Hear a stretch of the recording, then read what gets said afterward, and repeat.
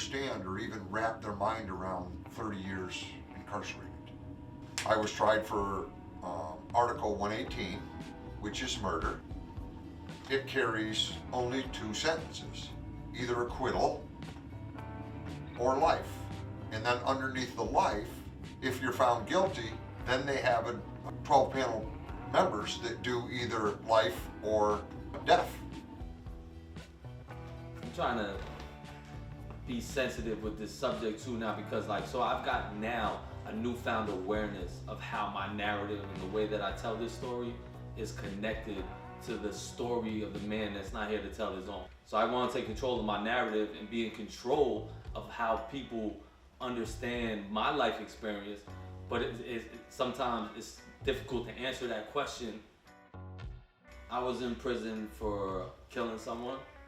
I was 19 years old. I was selling drugs out of a trailer in Poughkeepsie with the person that I considered to be my best friend at the time.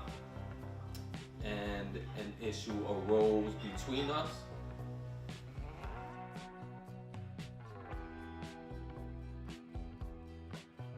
The way that the justice system is currently set up, in my opinion, definitely has a lot of work that can be put into it. I think it's kind of treated unfairly. Your remorse starts to feel like resentment, because then you start to feel like the victim, because you're like, damn, I did everything that I could. I fucked up. Like, that I did something, but I have genuinely accepted my punishment, right? Accepted these constraints on my freedom, and then have decided to voluntarily live a life that gives back, because I recognize the harm that I've caused. And then you just go to the parole board and they're like, well, you killed somebody. Denied. You take that one, right? You say, you know what, it's real. These people didn't get a second chance, right? I wear that, still do the work. Go back to the parole board. Bang, 2 years. Nature of the crime. The 3-panel board asked me questions, all the standard questions.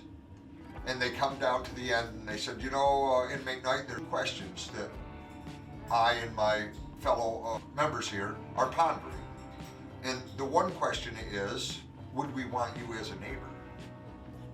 And right then, literally, my heart dropped out of my chest, everything. I knew they were going to say no. And he goes, we would be glad to have you as a neighbor. He said, so at this time, we grant you release. I got out April 30th, 2020. It was a rainy day. It was really gloomy. This moment is a significant part of why I eventually sought out a restorative justice journey for myself, right? Because I felt a sense of dread coming home. And it was because of the uncertainty of how the community was gonna receive me. I really believe in second chances. I'm a very forgiving person.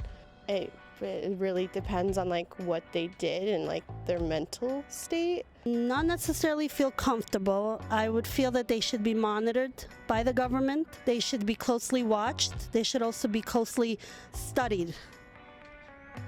I would say jump right back into normal living. So getting a job. I got a job a week later, 10 days later, something like that, working at Home Depot. And he literally gets out of his chair and puts his hands right on the desk and he leans over and he's got this most venomous, evil look on his face when he says, inmate Knight, I don't know who you think you are, but you get your ass out of this prison right now. And I'm thinking, what? Holy shit, what? What? $54.12. That's what they calculated that they owed me, $54.12. So now I don't have enough money for a bus ticket, and they literally walk me out of the gates, take me down the driveway that's the prison property, and at the end of the prison property, they drop me in they had a Ford Explorer car. I'm not prepared for the monumental change that's happened to America.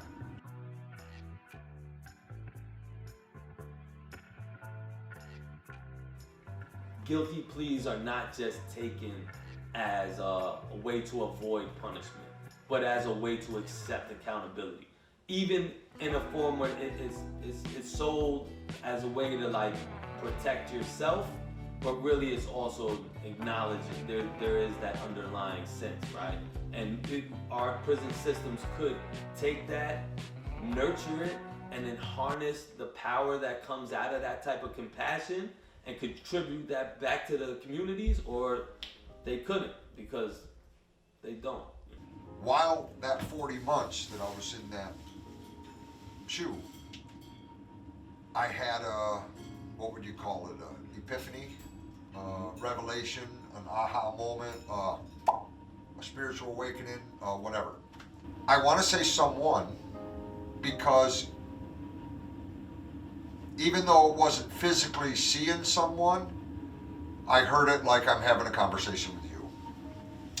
And this thing, I want to call Wagamuha, because in my language of Lakota, are you going to die in prison, or are you going to be the true human being that you were sent here to be?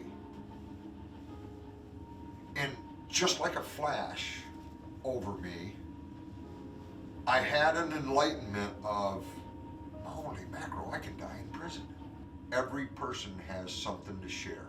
And if you let them talk, they speak it with passion, and you can walk away with that knowledge. Because wisdom comes from knowledge and experience. 2 years, they had like a whole level of the facility dedicated to Bar Prison Initiative, right? So here it is that the administration of these prisons are saying, all right, we're gonna let you bring this in. Oh, you know what? This has value.